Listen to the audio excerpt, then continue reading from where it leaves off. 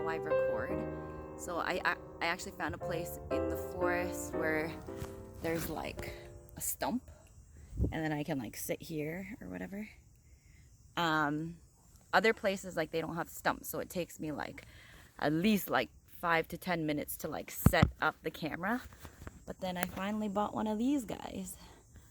You see that? It was from the dollar store, and I am going to use it today. Clip it on. Oh, let me show you one more thing. Oh. I literally clipped it onto another little tiny branch here. And that's what I do because I don't have all the stuff. Oh. So there we go.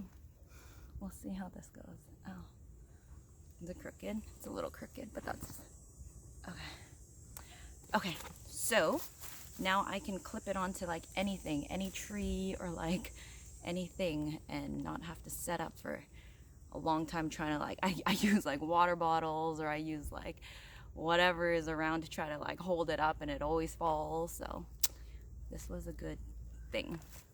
Okay, so today we are talking about loneliness or depression or anxiety or fear, or any of these feelings that you have ever felt before, or if you are feeling now. And especially because of the pandemic, you know, lots of people are feeling lonely or lost, or what's the meaning of life, or what's the purpose. But this is the time where we can really explore and see what God says to us, you know. He's showing us more and more life is just temporary here on earth. All the things of this world is just temporary. It can be gone in a second. So today I'm going to read to you Hebrews 13, 5. It says, "Keep your lives free from the love of money and be content with what you have, because God has said, never will I leave you, never will I forsake you." So if you think of people, people come and go, you know, they can be gone in a second. They could be there for a year and then gone, or 10 years and then gone, or whatever it may be.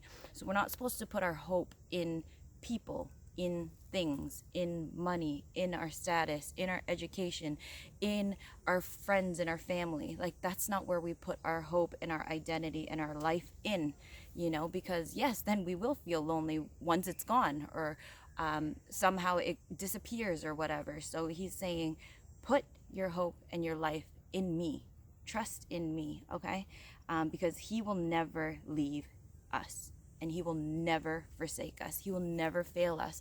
So not only just this one verse, but if you read all of Hebrews, if you read all of his word, is where he teaches us where the truth truly lies, you know?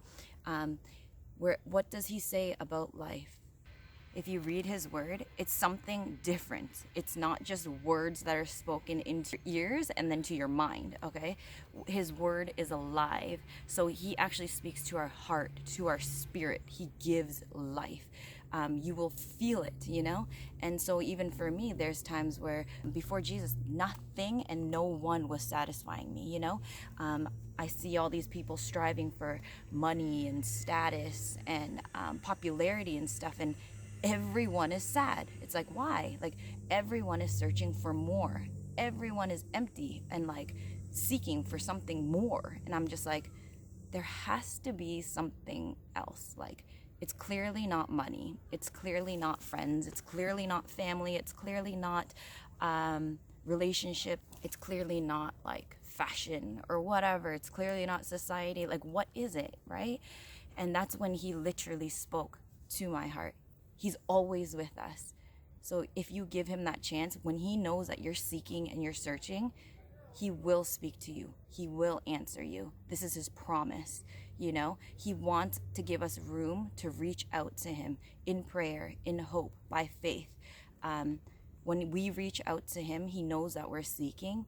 That's when we will find. That's when we will find hope. That's when we will find life. That's when we will find purpose.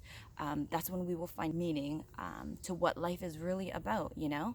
And it literally makes life so exciting to live every single day, you know?